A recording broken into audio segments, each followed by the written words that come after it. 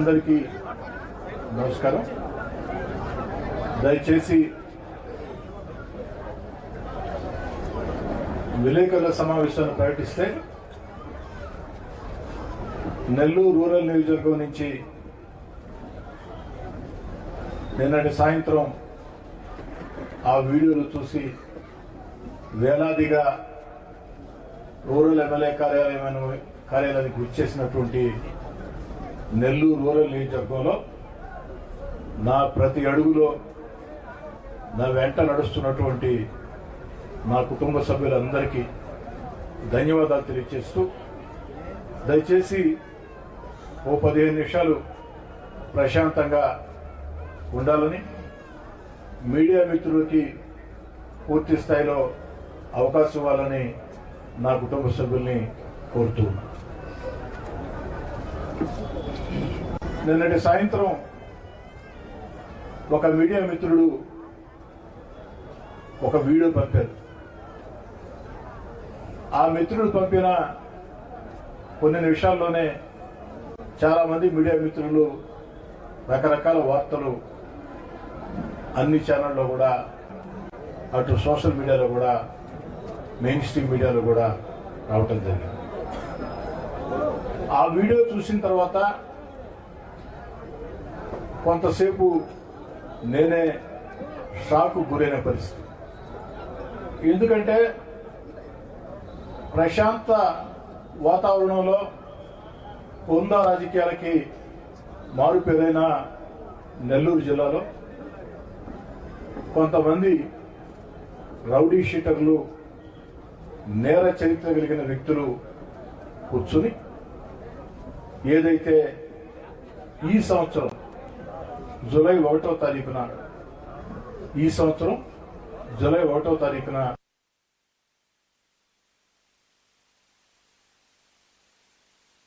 షాకు గురైన పరిస్థితి.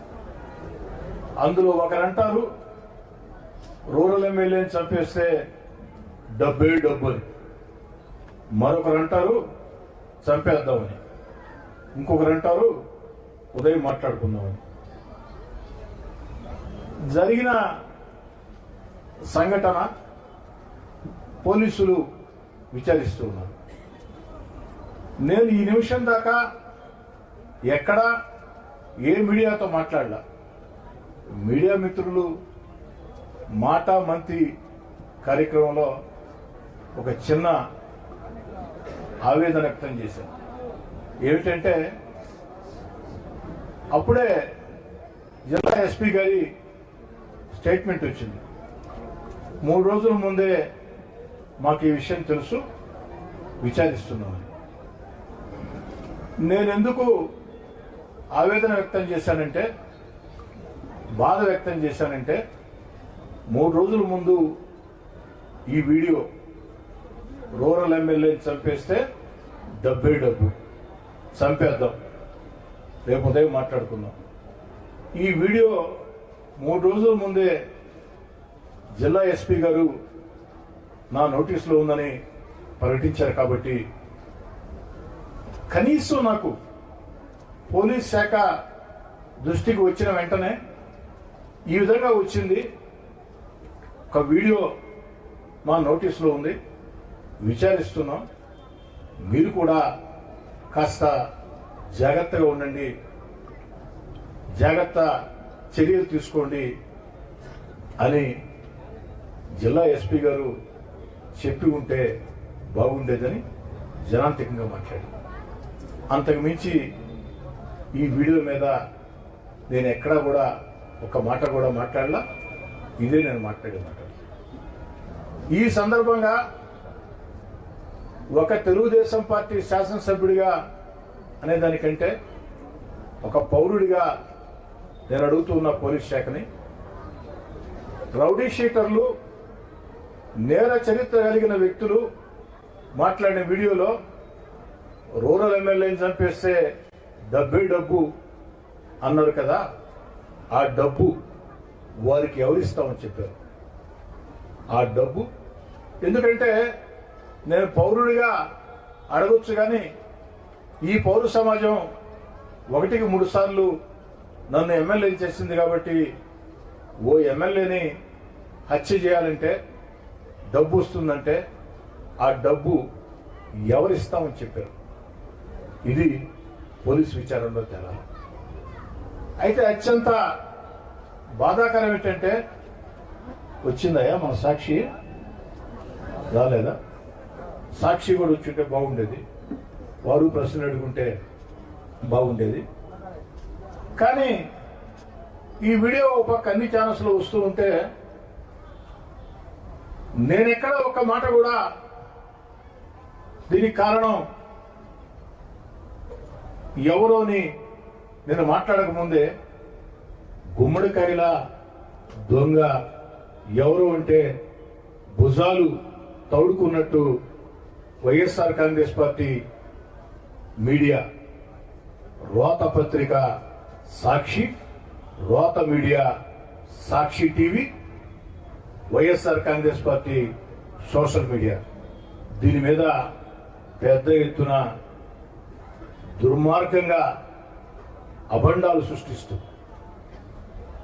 కనీసం బాధితుడు అయినటువంటి నేను పలాని వాళ్ళు కారణం చెప్పకముందే వైఎస్ఆర్ కాంగ్రెస్ పార్టీ మీడియా గుమ్మడికాయల దొంగ ఎవరంటే భుజాలు దౌడుకున్నట్టు మీరెందుకయ్యా భుజాలు దౌడుకుంటున్నారు? ఆ వీడియో అబద్ధమా? వీడియో నిజమే కదా, వీడియో మాట్లాడిన మాటలు నిజమే కదా. మరి ఆ దిశగా పోలీసులు విచారించాలా?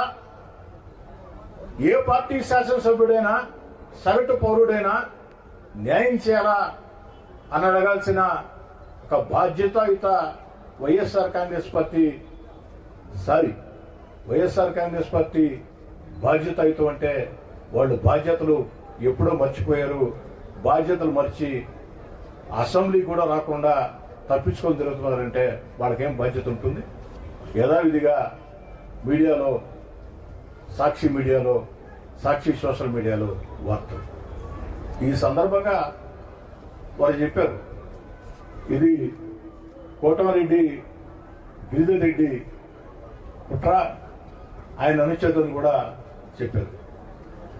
వైఎస్ఆర్ కాంగ్రెస్ పార్టీ నాయకులారా, సాక్షి రోత media, YSR Congress party social media, ఆ సాంప్రదాయం మా కుటుంబాల్లో లేదు. రాజ్యాధికారం కోసం, రాజ్యం కోసం